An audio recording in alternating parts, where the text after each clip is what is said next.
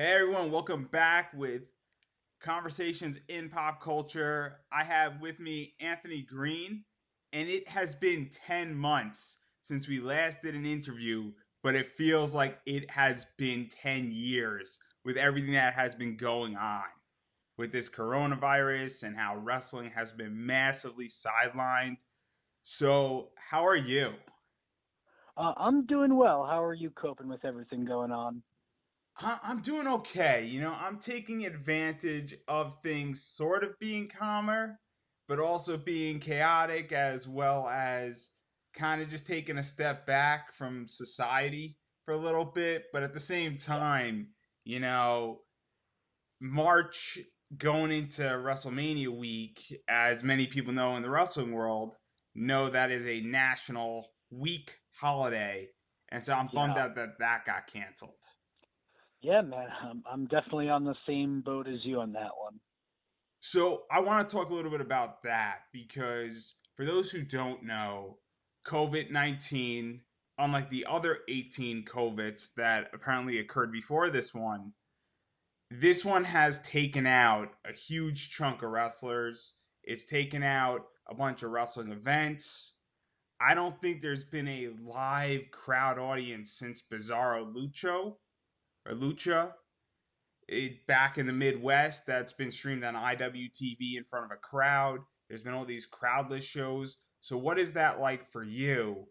Because I don't know if you've been performing on some crowdless shows, but even those got shut down. Yeah. So my last show in front of a live crowd was on March 14th, in Rochester, New York for Upstate Wrestling. After that, before like the travel bans and like the groups of less than 25 ban like really like restrictions happened, I did a Limitless taping for Limitless Wrestling 1 week later, and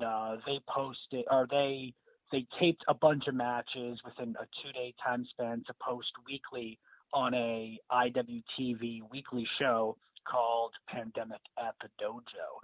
But I have not wrestled since it was March 21st, 20th and 21st, I believe, or 21st and 22nd of this year. So, I want to even talk about that show, the last show that you did in front of a live crowd. I mean, this was the Sure. beginning of the pandemic that occurred. And what was the environment like? Because I went to a show at Primetime Wrestling on March 7th, and it was packed, and everybody was next to each other. And that was sort of even before that. But what was the crowd like, and what was even the attitude like in the locker room, behind stage, and with the crowd, given that this was starting to break out? So I was nervous the show was going to get canceled in the first place, and I was very nervous about that because it was a 6 hour drive to and from Rochester, New York for me. I live in Boston, so I was nervous when it came to that. Day of, it seemed very much just like a regular, wrestling show for me. The only difference was I wasn't, shaking and hugging everybody like I normally would to my friends and stuff. I kind of kept distance when it comes to that stuff, but I wasn't, standing 6 or 10 feet away from anybody. I was close talking to people. I shook hands and hugged my opponent after the match. In the back, thanking him, but I did avoid as much physical contact as possible when I didn't have to. And I had Germex on me, and I washed my hands every so often, just to be as precautionary as possible. And do you feel that the crowd was impacted by that? In which that, and I don't mean you not hugging or anything, but do you feel that the crowd was lessened, or do you feel that it was still the same turnout that was expected? Because obviously, when these things happen, people freak out. So this is actually my first show ever with Upstate Wrestling, and in that Elks Lodge that they had, there was a really decent crowd in there. I would say there was upwards of probably 100 to 150 people there for the show. Everyone seemed lively. People were sitting next to each other. The only difference was I wasn't high fiving people to the ring like I normally would. But the crowd was into everything, and they were there to get out and not think about what was going on. They wanted some time away from real life. And then we're gonna change gears here because I want to talk about these tapings because obviously this pandemic has sort of broken all hell loose. Wrestling, as I stated, and as many people know, I mean, if you were watching WrestleMania last night, they were performing in front of a crowdless performance center. And so I kind of Hmm. want to jump to that where you did a bunch of tapings that are now streaming on IWTV, which is a really cool streaming service. If you're bound home and you could afford it, go pick it up. You won't be disappointed, I assure you. But what was that entire thing like? Because that's a very different approach to wrestling. So Limitless Wrestling has done it for a little over a year now, and then it's most commonly known by Beyond Wrestling, who started the phase of wrestling in front of no crowd and just wrestling in front of the boys. So it was, the men and women wrestlers surrounding the ring, pretending to be a crowd. Like the 15 people that were there, or 20 or so, and they played the crowd. They reacted to things. If you were the good guy, they reacted to things. If you were the bad guy, so it really wasn't much of a difference for me. I'm sure other people haven't done that, and I'm sure it's kind of a shock or a little different for them. Um, Other than that, I didn't even do it necessarily for the money. Like, we got gas money for it. It was very cool. Limitless made a poster specifically for that taping, and people bought it, and they got to choose the price point for the item.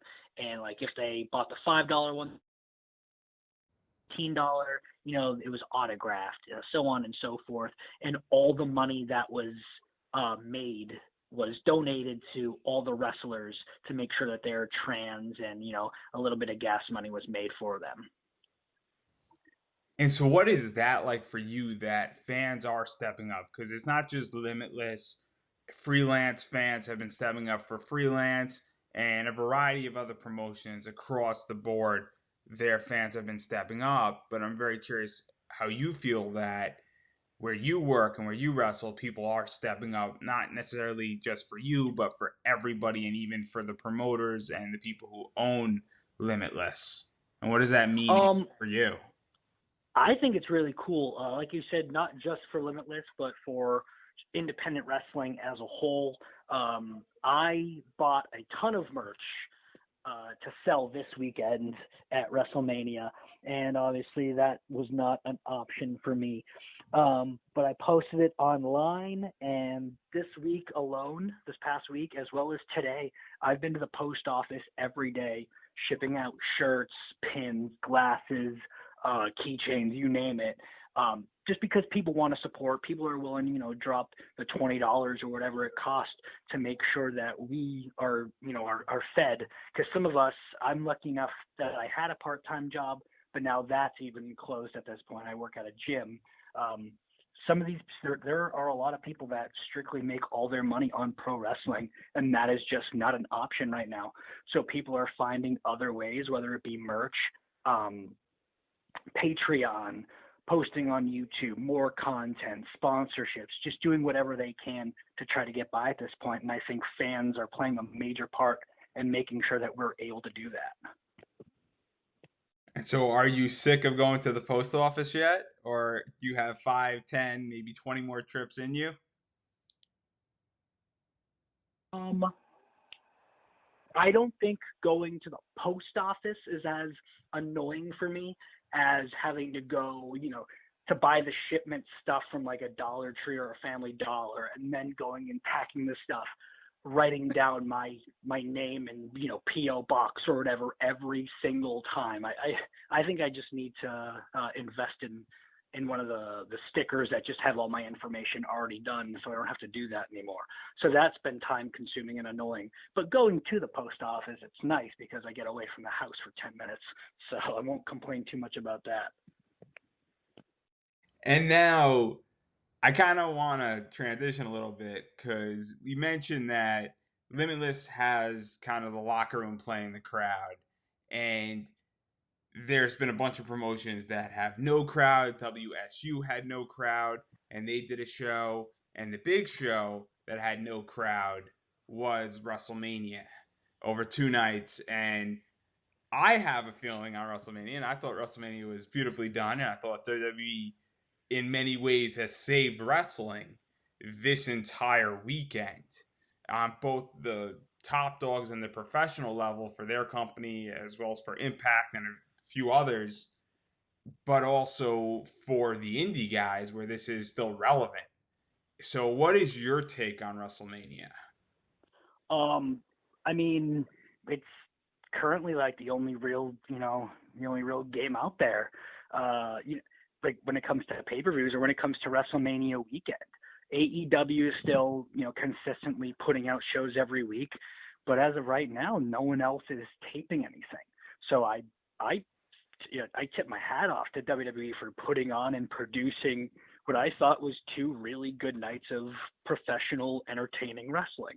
Um, what they did with the Boneyard match and what they did with the Firefly Funhouse, I thought was incredibly entertaining. They thought outside the box, so it wasn't just another pro wrestling match. The guys worked their asses off in front of absolutely no people. And let's be honest, I don't see this year being a year where all those guys on WrestleMania were getting those big WrestleMania bonuses. So they were doing it legitimately because they wanted to produce and entertain us. And even to talk about this, because I'm interested about your perspective. So, the Baron Corbin Elias match I thought was a fantastic match. And I Yeah. thought that it was one of the matches that suffered the most because Baron Corbin is one of those guys that instantly draws heat. And he's so good at getting everybody to hate him in a crowd. And so, what is that like from your perspective that working without a crowd and having nobody to play off with and having coming out and having nobody cheer you on or boo you for that matter? I agree 100% with Baron Corbin being such a good heel. Probably the only true heel in the WWE, a guy that just does not care to be liked by the fans. So he does everything right in that aspect. And yeah, it did suffer. A lot of the shows suffered because of that. I personally enjoyed what Goldberg versus Braun Strowman was and how they structured that match. But Goldberg and Braun are both guys that aren't, quote, work rate wrestlers, and they feed off of what the crowd gives them. And obviously, there's no crowd, but they made the best of what they had. So, Yeah, and also I just want your opinion on the Orton Edge match because I thought my opinion on that was I thought that was a hell of a banger. I thought that was an insane match. I thought that it was really interesting because we talk about the Boneyard match and the Firefly Funhouse match.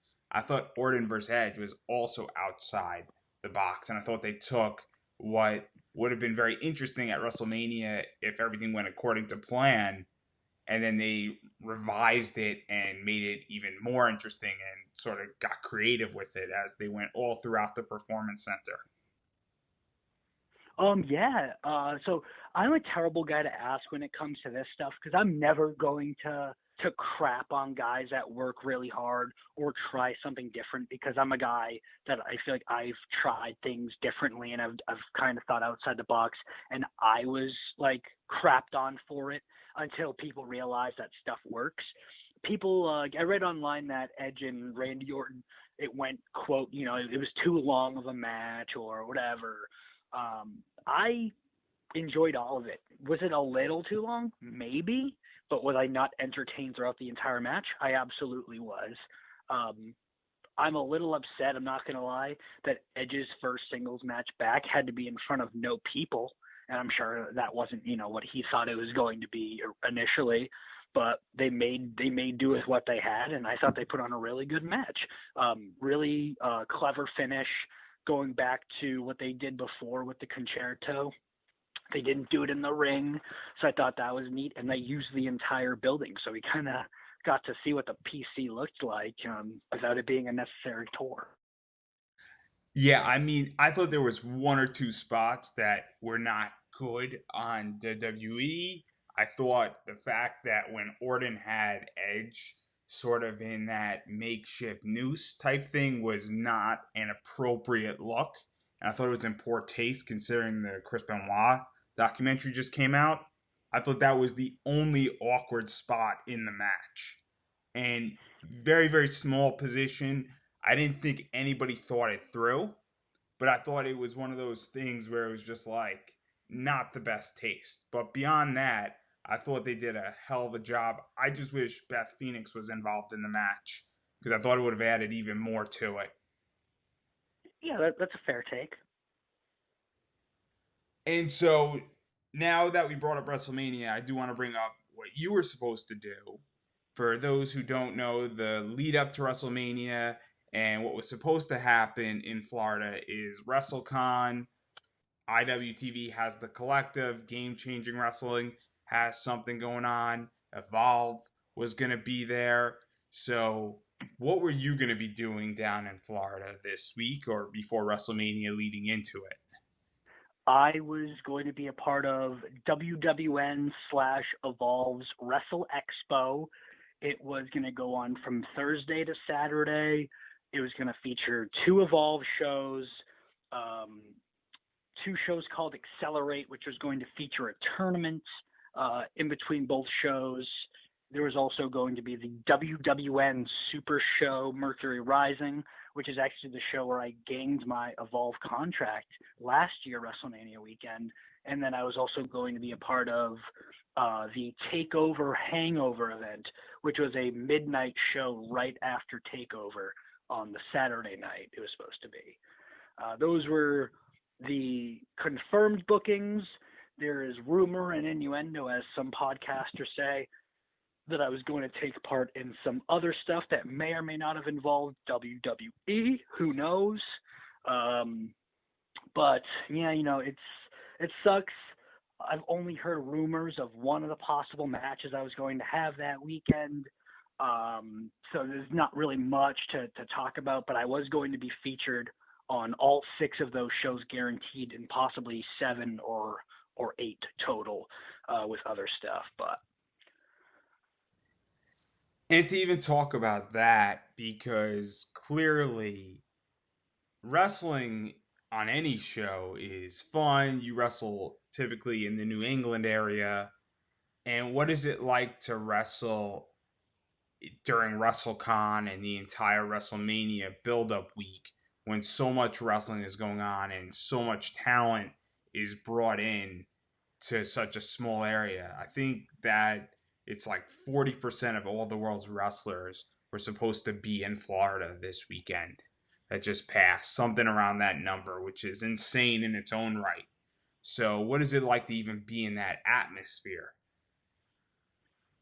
so my first ever WrestleMania weekend I ever got to go to was the WrestleMania in Miami in 2012, where The Rock wrestled John Cena. And I remember we strictly did a lot of WWE stuff. We went to the Hall of Fame, went to WrestleMania, obviously, but then we also went to uh, WrestleCon's $5 wrestling event, which was just like mystery, like mystery theater or whatever it's called. Um, where it's Mystery Science Theater, where there's just a big screen, and Cole Cabana and Marty DeRosa did commentary on the bad wrestling that was on the screen, and there was a live crowd there, and I had a lot of fun, and that was my first real experience at a WrestleCon. And then a year later, in 2013, I helped out at WrestleCon in New York, New Jersey, and I thought that was really cool. And then I didn't go to another WrestleMania weekend until last year's, and just to be in front of the crowds that were there, in front of the WWN crowd, the WrestlePro crowd, slash CZW crowd, it was a joint event, and then also being involved in the last ever Blackcraft Wrestling show. There were just so many fans, and I saw so many wrestlers that weren't even on some of these shows, were just visiting because they wanted to see their old friends, and I thought that was all really cool. And well, we can't talk about Cole Cabana because he says basically blocked me on Twitter from viewing his account, and I don't know why. I don't know why. And so, if anybody wants to go find that out for me, be my guest and shoot me a DM. But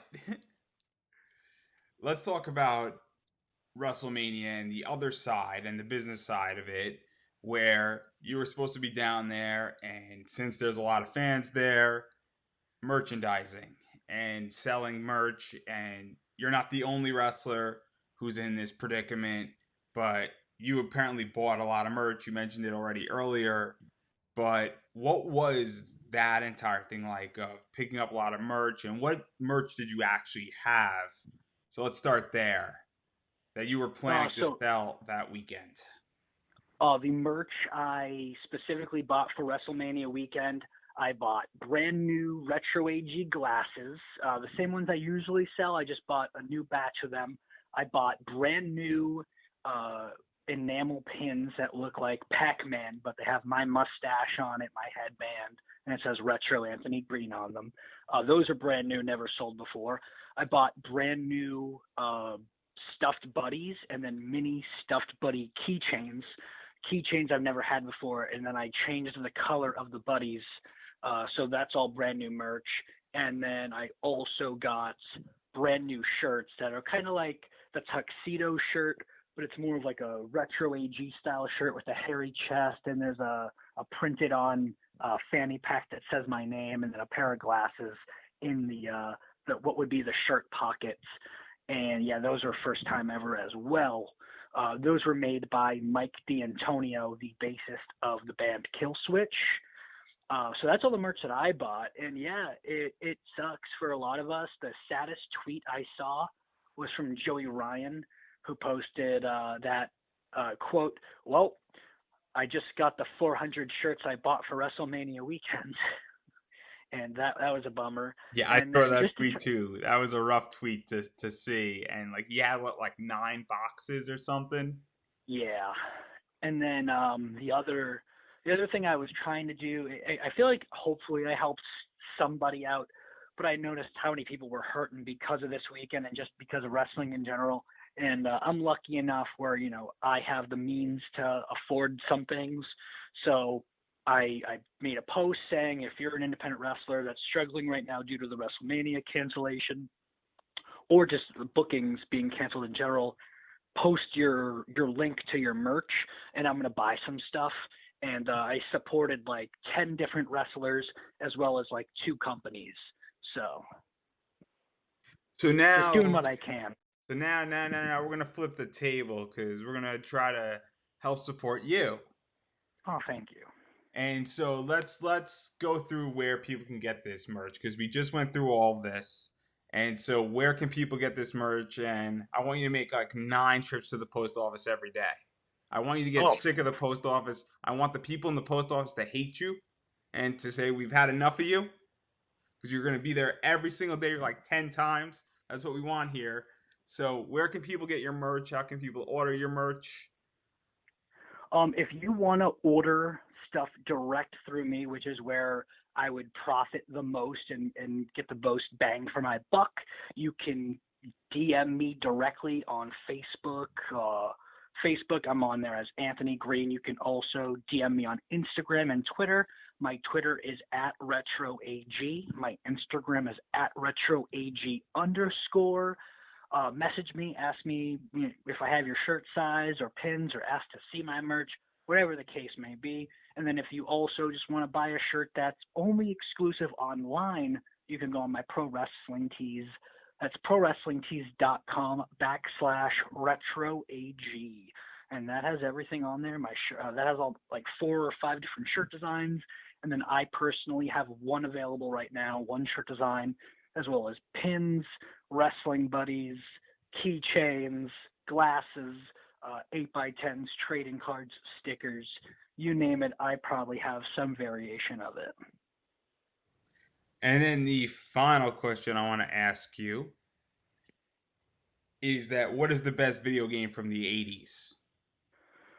Ooh, the best video game Because you are the from the retrosexual, you embody the 80s. And so what you say is going to stand until somebody else is more 80s than you are, and that's going to be hard to find. Oh man, that's a really tough question. Ooh boy, you're gonna get me with this one. If I have to go generic and basic in a game that I've actually played, I'd probably have to go is Super Mario from the late '80s? I think it is. I think it is too. I would imagine it has to be late 80s, early 90s at the earliest. All right, we'll change the question till then. My favorite old school game from the late 80s, early 90s, and my answer is going to be Mario. Mario Bros. I mean that works for me. I'm a Zelda fan. That's classic, and that's from the same era because Nintendo ruled the 80s and the early 90s by far. Yeah, for sure. Now, would you say Sony's the big one now? Oh, that's tough. See, that's the thing though, is that I don't know if or Xbox or Microsoft is the big one because I think a company like Activision, which does Call of Duty and does Overwatch, owns everything. I think like they're the biggest video game studio ever created. So Yeah, it's tricky. Who's winning the brand war is a different conversation than who owns the marketing games. Because I think PS4 and Sony is sort of owning it because Final Fantasy VII, the remake, is coming out in a few days. yeah. And I have an Xbox because I made the wrong decision. So I don't want to talk about it. I'm a PlayStation guy myself. So I made the wrong decision apparently because I don't know if you've seen the trailer for Final Fantasy VII remake, but that game looks amazing. I have not. Believe it or not, at this point, I'm not a huge video game guy. The only game I play currently is 2K20 WWE, and I haven't even played that in probably a month at this point. So who typically wins in your household? You or Ava? Oh, she doesn't play. I'm the only one in the family or in the household that plays. So But we're gonna leave it on that note. Everybody, go buy his merch. Go follow him on Twitter. Go like him on Facebook. Go check out his Instagram. Seriously, make him hate the post office. Like I'm begging you to make him hate the post office and make him go so many times a day. And in all seriousness, we're joking around when I say that, but definitely go support indie wrestling. It's a long road. The earliest that I think a show is going to be able to happen is June, and I think that's being extremely optimistic. So yeah. go support AG, go support Beyond Wrestling, go support Limitless Wrestling, definitely support Evolve, and support any local wrestling that is in your neighborhood because they need you right now. And my feeling is that if you support local wrestling, they'll support you back and they'll put on amazing matches and be so grateful that you supported them when they're back fully running. Oh yeah, man, you nailed the head right there.